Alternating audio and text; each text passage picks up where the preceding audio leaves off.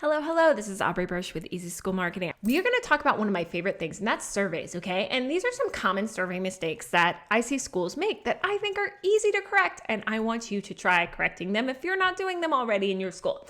All right, so a lot of times we work with clients to come up with a survey schedule. Typically, there's a best practices for when to survey and what constituent base to survey and how to do it. And that's what we work with them on because every community is different and every kind of survey goal is different. However, when we're doing this, what I find is when I'm interviewing clients, I'll ask, how consistent are you with your annual survey to parents or your new family survey or your exit admission survey if you're not doing exit admission interviews?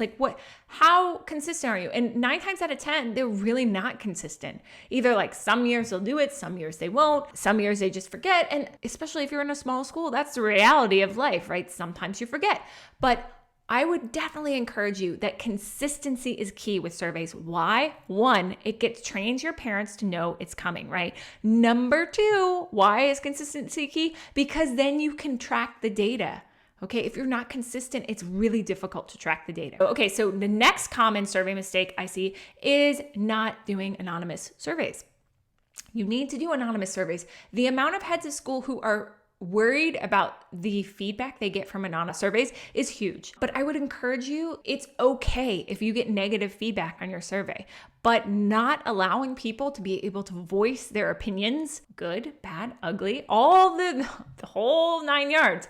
That's huge because it is quite different from Sally might have something she's concerned about, but she does not feel comfortable about approaching people she knows to discuss. Maybe it's a teacher or the administration. She needs a place to vent that. Otherwise, she might be the silent but deadly one that ends up unenrolling or gossiping among friends. We need to give people an outlet. So make sure you provide a way for them to anonymously give feedback. The next common mistake is not reporting back. Okay, this is huge.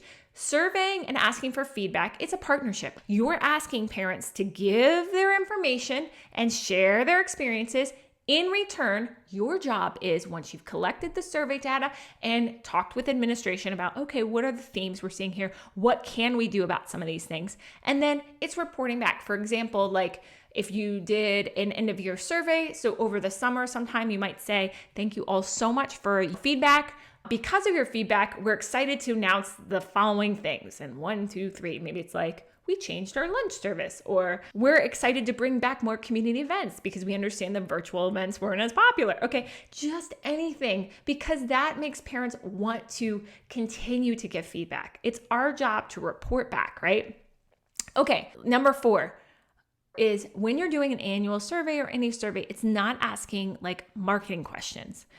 Where are people? If you're running campaigns on radio, TV, if you're running campaigns on Instagram and Facebook, knowing what platforms your parents use is key because mostly it's attracts like. You're probably looking for more of the similar type of parent body that you have.